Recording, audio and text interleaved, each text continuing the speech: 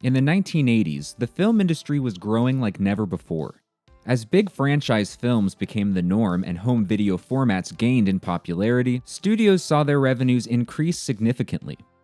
This growth also allowed for smaller film companies to find a foot in the door, positioning themselves as serious competition for the big studios. One independent film studio, founded by an Italian immigrant with a larger-than-life personality, would rise to prominence in the mid-1980s, producing a series of high-profile films and building one of the largest studio complexes outside of Hollywood.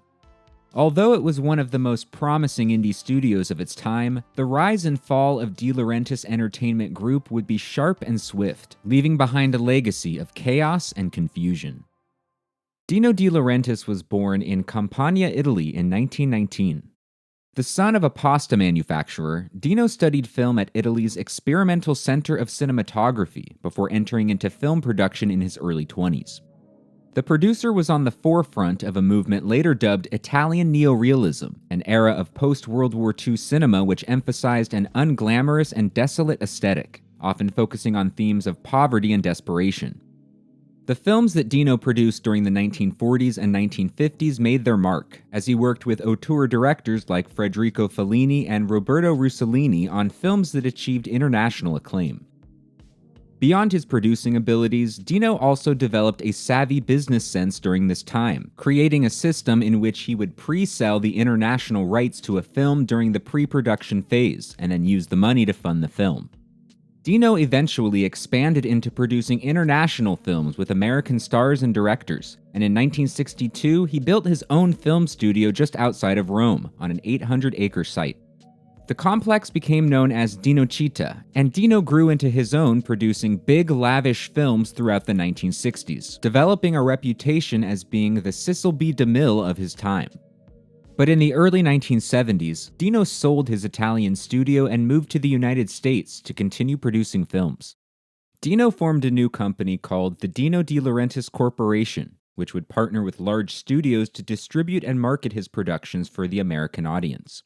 This allowed Dino to focus on what he did best, getting films made.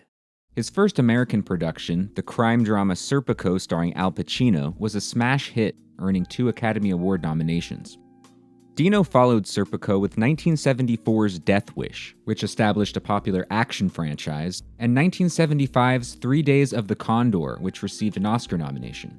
But Dino's biggest success yet was 1976's King Kong, a remake of the classic 1933 film. While Dino was no stranger to big, epic productions, King Kong was his first true blockbuster release, as the film grossed over $100 million in box office and television revenue, and established Dino as a big-name Hollywood producer. Dino maintained his artistic credibility by producing films for art house directors like Robert Altman, Ingmar Bergman, and William Friedkin, but he also had no qualms about capitalizing on the popular trends of the day. After the massive success of 1975's Jaws, Dino pitched a film which he described as Jaws, except this time the shark is the hero. The resulting film was 1977's Orca, Dino's first foray into American horror films. By 1980, Dino was delving further into the world of big blockbusters. His first film of the decade was Flash Gordon, an adaptation of the popular comic strip which he had been trying to get off the ground since the 1960s. The film did respectable numbers at the global box office, but was considered a disappointment in the US market. In 1981, Dino leaned further into the lucrative horror genre by financing Halloween 2, the sequel to John Carpenter's breakout indie horror film. Like its predecessor, the movie was a hit, grossing $25 million in North America off a $2.5 million budget. And with the horror market growing in the early 1980s, Dino financed several low-budget but notable films in this genre. But Dino's true desire was to make big-scale Hollywood-style movies, and unfortunately, he wasn't having much luck. Both 1979's Hurricane and 1981's Ragtime were box office flops, despite the latter earning 8 Oscar nominations. In fact, none of his films since King Kong had achieved true blockbuster status. But despite the failure of multiple high-profile projects, Dino was unfazed, putting 5 more films into production. To the Hollywood establishment, Dino's resilience as an independent producer was confusing. His ability to continue making films after suffering flop after flop was astounding, leading some to question whether he was funding his films through unsavory organizations. Dino denied any connections to organized crime, and by most accounts, aside from his talents as a producer, Dino was said to be a master at raising money for films, able to convince anyone and everyone to give him the financing he needed to produce big, ambitious movies. It wouldn't be long before Dino struck gold again. In 1982, he produced Conan the Barbarian, which was the first of a multi-film deal his production company had struck with famed bodybuilder Arnold Schwarzenegger. Conan was released by Universal Pictures to rave numbers, earning nearly $80 million on a $20 million budget, and establishing Schwarzenegger as a legitimate film star. Conan was also Dino's biggest hit since King Kong, enabling him to continue forward with even bigger projects. In 1983, Dino produced The Dead Zone, an adaptation of Stephen King's novel directed by David Cronenberg. The film was generally well received, and shortly after its release, production commenced on another Stephen King adaptation, Firestarter, which would be distributed by Universal Pictures. Dino and his producers chose to shoot the film in Wilmington, North Carolina, after seeing a magazine cover featuring the city's historic Orton plantation.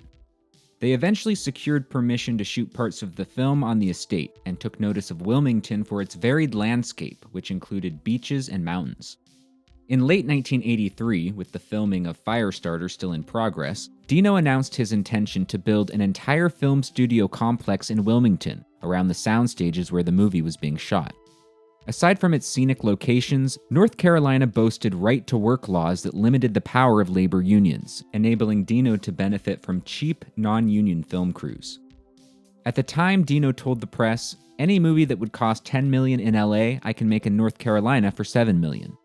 The producer ultimately invested over $10 million into the building of 10 sound stages, along with offices and other facilities on a 32-acre compound, which would include permanent outdoor sets mimicking city streets. It was estimated that the studio would infuse $50 to $100 million a year into the local economy, with local leaders throwing their support behind the project. 1984 would be a big year for Dino's company. Armed with a fully functioning studio, the company planned on releasing $100 million worth of films, the first being an epic period drama called The Bounty starring Mel Gibson and Anthony Hopkins. The New Zealand-shot film cost a whopping $20 million to produce, but flopped upon its release in May of 1984, only bringing in $18 million. Firestarter fared slightly better, managing to recoup its budget at the box office. And the Conan sequel, Conan the Destroyer, was a modest hit, grossing $30 million on an $18 million budget. But a lot was riding on the De Laurentiis Corporation's adaptation of Dune, which cost a whopping $40 million to produce and was slated for a December release. David Lynch, fresh off the critical hit The Elephant Man, was hired to direct the film, with Dune being one of the most highly anticipated films of the year. Despite the fact that large-scale spectacle films were what Dino did best, the reception to Dune upon its release was not positive. Critics derided the movie for its convoluted plot, with some dubbing it the worst film of 1984. In case I haven't made myself clear, I hated watching this film. I wish I could have left after 20 minutes.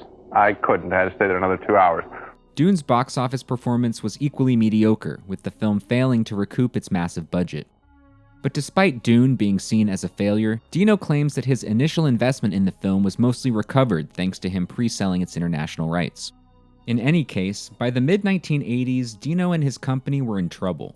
His releases in 1985 produced lackluster results, as two more Stephen King adaptations, Cat's Eye and Silver Bullet, both failed to match the success of The Dead Zone. Red Sonja, Dino's third collaboration with Arnold Schwarzenegger, tanked at the box office, and Dino's most expensive film of the year, the neo-noir thriller Year of the Dragon starring Mickey Rourke, also proved to be a commercial disappointment. The company had failed to produce the blockbuster hit that Dino was chasing, and the film industry as a whole was changing. By the mid-1980s, many motion picture studios had been acquired by larger conglomerates. Even companies like Disney, which was previously family-run, had been infiltrated by savvy corporate executives with little experience in filmmaking, who were driven to maximize profits above all else. The results for these companies was positive, as they grew to become monster forces in the industry. Dino, on the other hand, had no corporate experience, rising the ranks as a film producer and succeeding as an executive solely on the momentum of his love for film. But to compete in the big leagues, Dino would have to embrace the corporate mindset. At the behest of his advisors, Dino acquired the film studio Embassy Pictures from the Coca-Cola Company in September of 1985. Paying $35 million to buy the distributor and its film library, the acquisition would allow Dino to self-distribute his films for the first time, as he aimed to release around 10 films per year. With an established distribution wing under his belt, Dino renamed his company De Laurentiis Entertainment Group. This new incarnation of the studio would be a family affair, as Dino appointed his daughter Raffaella, who had produced Dune and Conan the Barbarian, to be the head of production. In order to raise the capital necessary to continue, Dino was advised to take his company public. It was estimated that De Laurentiis Entertainment Group, or DEG for short, would need $500 million in capital to get the ball rolling, and by going public they could generate a significant portion of this amount. But Dino was apprehensive about this move. He was a man who made decisions based on instincts, and because he had always self-funded his films, he was beholden to no one. Taking the company public would take away his autonomy, as he would have to answer to a board of directors as well as shareholders. But Dino would eventually relent to the advice of his advisors, taking his company public in 1986 and issuing 1.85 million shares of stock at $12 per share. Dino's pitch to investors seemed straightforward enough. DEG would produce its own films for a modest sum of $10 million per picture, but sell off the television, home video, and international rights to other companies. This would cover most of a film's budget and cut down on risk. DEG would then distribute the film in the US and Canada, so if a film succeeded at the North American box office, the company would bask in high profits. Shortly after going public, the company's stock ran up to $19 per share as investors clamored at the opportunity to invest in the growing motion picture business. Through the IPO and other bank loans, Dino had raised around $300 million for his company, a large sum but still $200 million short of what they needed. But it was too late to turn back, so Dino forged ahead, hoping that his films would be big enough hits to generate the funds necessary to continue. With an in-house distribution system set up and a lineup of notable films, 1986 would provide a chance for DEG to establish itself as a big-time independent studio. The first official release by the renamed company was the action film Raw Deal, which fulfilled Arnold Schwarzenegger's multi-film contract with the studio. Released in June of 1986, the film was a disappointment at the box office, grossing significantly less than the Conan films. The following month would see the release of Maximum Overdrive, yet another Stephen King adaptation which Dino had convinced the horror master to direct himself. The film was a complete flop, receiving poor reviews along with 2 Golden Raspberry nominations. And August's release of Manhunter, an adaptation of the Thomas Harris novel Red Dragon, also flopped, earning back only half of its budget. The company diversified its offerings by acquiring the rights to distribute 2 animated children's movies during the summer of 1986, Transformers the movie and My Little Pony the movie. Despite both films being based on popular Hasbro franchises, neither was a commercial success. But the company's prospects became more hopeful with the fall release of David Lynch's Blue Velvet. Despite the disappointment of Dune, Dino believed in Lynch's talent enough to fund his next film, giving Lynch full creative control and final cut privileges. The result was a mystery thriller starring Kyle MacLachlan, Isabella Rossellini, and Dennis Hopper, about a young college student who becomes enmeshed in a strange world of underground criminals. The Venice Film Festival refused to play the film due to some violent scenes, and though it was not a commercial success, Blue Velvet made its mark on the culture and became a cult hit, earning David Lynch a Best Director nomination at the 1986 Academy Awards, as well as several Golden Globe nominations. 1986 was also the year that Dino announced his intention to create yet another studio complex, this time in Australia, where he would partner with the state of Queensland to build a facility in the Gold Coast region. The country's film industry was seeing a boom in the 1980s, with the Australian-produced film Crocodile Dundee becoming a huge global hit. Dino hoped to capitalize on this by creating a new company, De Laurentiis Limited, which would produce films in Australia and sell them to DEG for distribution. Many were skeptical, as the Gold Coast region was primarily a vacation destination and seemed ill-suited for movie making. But Dino dreamed of turning the region into a hotspot for film production and forged ahead with his plan. Back in the US, DEG's next release was the low-budget horror film Trick or Treat, which was released in October to modest numbers. But the studio's existence was riding on 3 films which were scheduled for release in late 1986. Taipan, a $25 million epic adventure film which was shot on location in China, Crimes of the Heart, a $20 million comedy drama with an A-list cast, and King Kong Lives, the sequel to Dino's 1976 Kong film which reportedly cost $18 million to produce. First up was Taipan, which was released in November to a dismal $2 million gross. Crimes of the Heart proved to be another disappointment, and though King Kong Lives had the most commercial potential of the 3 films, it was ultimately slammed by critics and ignored by audiences, grossing just $4 million domestically. Because DEG had pre-sold the home video and television rights for these films, the losses were not as bad as they could have been. But the problem with Dino's business model is that it was not sustainable. With such a poor track record after these huge flops, it would be very hard to pre-sell the rights to future films, thus it would be very difficult to raise the funds needed to continue financing movies. The studio still needed big box office hits in order to survive, and in this regard, 1986 had been a brutal year. Ever the optimist, Dino pushed forward, opening a 7th soundstage at the Wilmington studio and announcing plans to build 2 more. 1987 would see the release of Evil Dead 2, which Dino's company had financed, though it was released under a shell distributor in order to skirt MPAA regulations. The film was a minor box office hit, but the company's other 1987 releases failed to light up the box office.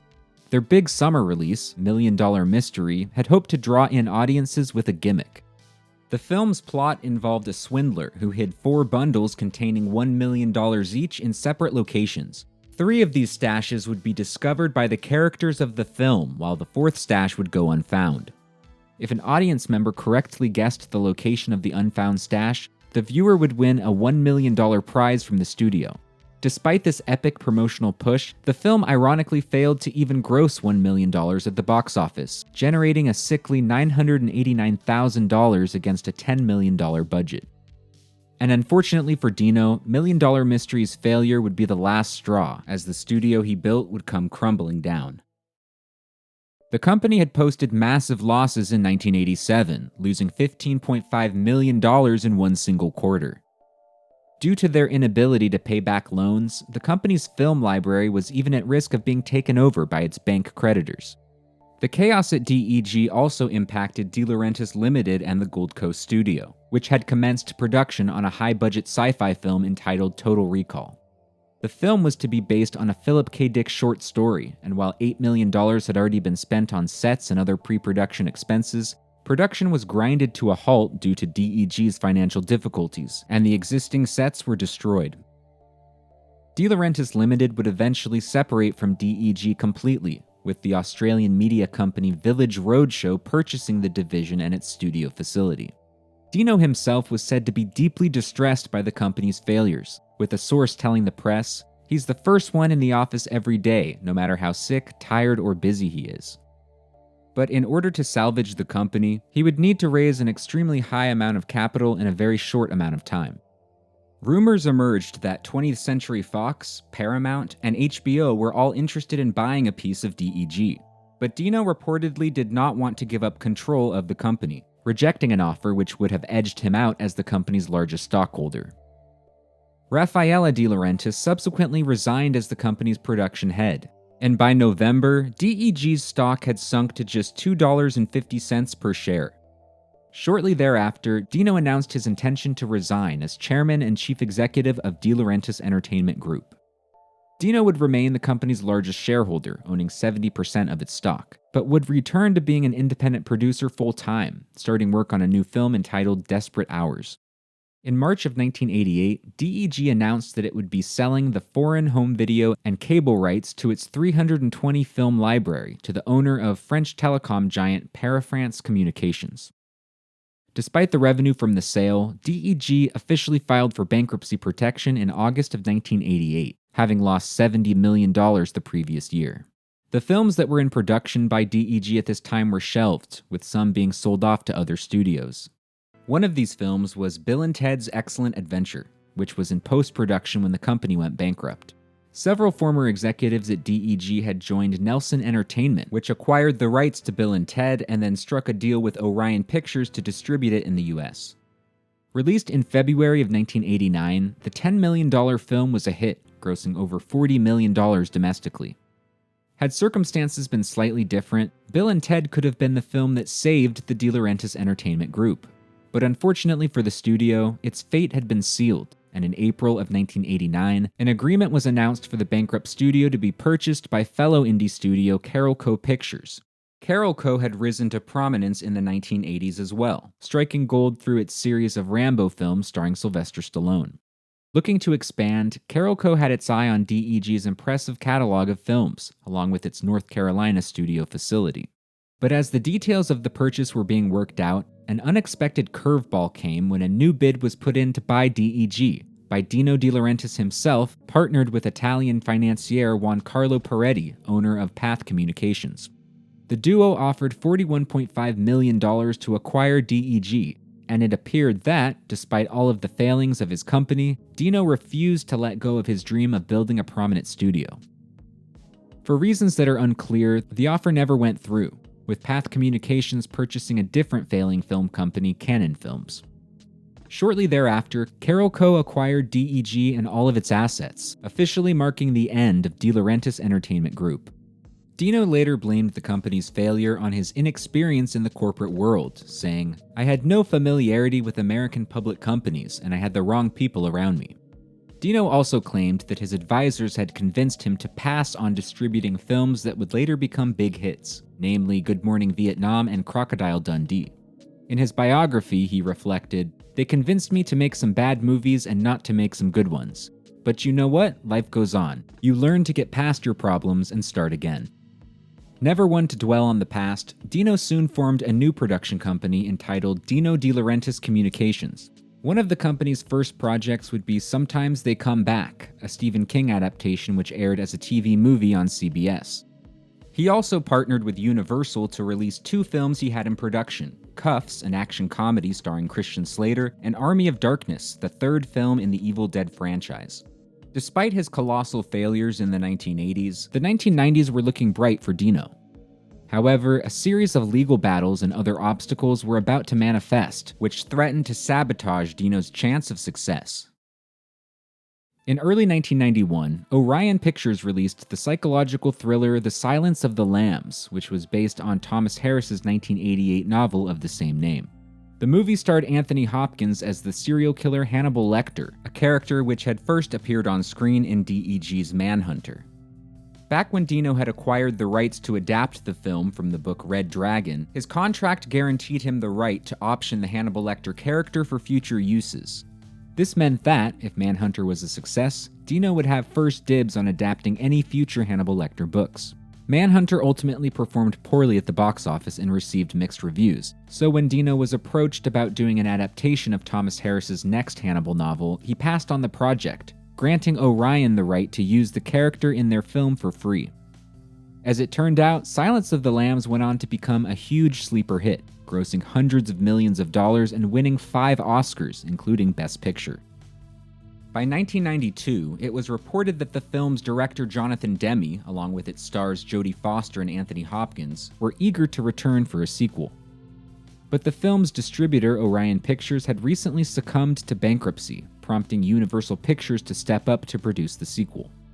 And because Dino still owned the rights to Hannibal and was producing Army of Darkness for Universal, a collaboration between the two companies seemed likely and logical. However, in February of 1992, Dino filed a lawsuit against Universal Studios, claiming they were blackmailing him into surrendering his rights to the Hannibal character. It was reported that the head of Universal, Tom Pollock, had approached Dino about going in 50-50 on a Silence of the Lambs sequel, with Dino and Universal splitting the cost of production and Universal distributing the film.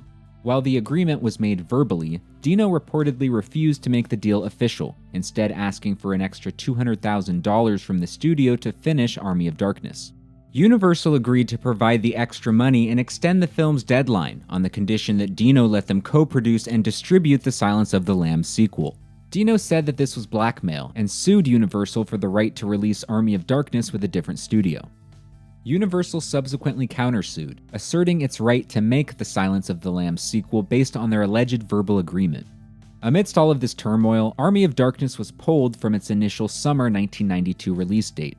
However, the two parties eventually settled their differences, with Army of Darkness being released by Universal in February of 1993, and Dino agreeing to work with Universal on the sequel to Silence of the Lambs. The only problem now was that Thomas Harris, author of the Hannibal books, was still in the process of writing the sequel, so the film adaptation would have to wait. In the meantime, Dino continued producing films for various studios and television networks. His 1996 production Bound was notable for being the directorial debut of the sibling filmmaking duo the Wachowskis, who would go on to create the Matrix series.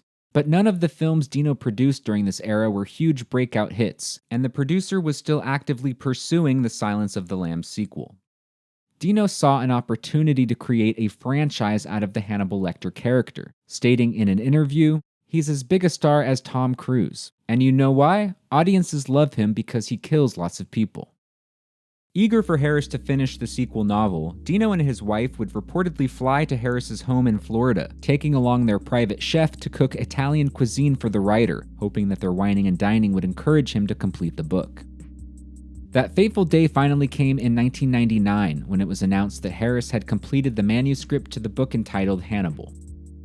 Dino quickly scooped up the film adaptation rights before the novel's release, paying a record $10 million, which was the highest amount ever paid for an adaptation of a book. The novel was a huge commercial success, selling 1 million copies in its first 2 weeks.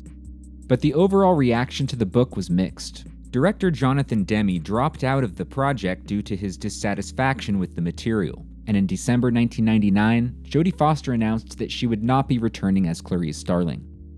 But Dino was not fazed by these setbacks, reportedly saying, "The Pope dies, you get another Pope." While Universal agreed to co-produce the $87 million film adaptation of Hannibal, MGM was brought in to distribute the film, as Universal had reservations about taking such a high risk. Ridley Scott was brought in to direct, and Julianne Moore was recruited to fill the Clarice Starling role, with Anthony Hopkins reportedly being paid $11 million to return as Hannibal. A full decade after the release of Silence of the Lambs, Hannibal was released into theaters in February 2001 to huge fanfare, grossing a record $58 million its opening weekend. While the critical response did not match that of its predecessor, Hannibal went on to gross over $350 million worldwide, becoming, by far, the highest-grossing film that Dino had ever produced. After decades of trying to break out as an independent producer with a big blockbuster, bankrupting an entire studio in the process, Dino had finally succeeded, producing not only one of the highest-grossing films of the year, but a film which established a lucrative franchise. In 2001, Dino was honored with the Irving Thalberg Oscar Award, an award given to recognize creative producers who produce high-quality films. With these crowning achievements under his belt, Dino continued to produce the occasional film, but ultimately, the producer extraordinaire had accomplished what he had set out to. In 2010, Dino passed away at his home in Beverly Hills at the age of 91. While Dino's trajectory was an unusual one, his career tells us a lot about the film industry in the 20th century. The post-World War II era was a time when a passionate film producer could rise to the top, creating an empire based on ingenuity and instinct. However, Dino's natural skills as a producer were no match for the corporate world of the 1980s, in which maximizing profits became the end-all be-all. Many of Dino's choices seemed illogical on the surface, but in the end, they often worked out. His decision to build studios in Wilmington, North Carolina and the Gold Coast were highly risky, yet both regions have since become thriving locations for film production. His choice of films was equally risky, and while most of them were not commercial hits, many of these films have since become cult classics, proving that Dino's instincts were ultimately correct. The film industry may never again see a figure quite like Dino De Laurentiis, but his passion lives on through the iconic films he produced, which will continue to entertain audiences for generations to come. If you enjoyed this video, please hit the like and subscribe buttons. And if you'd like to support me on Patreon, you can find the link in the description.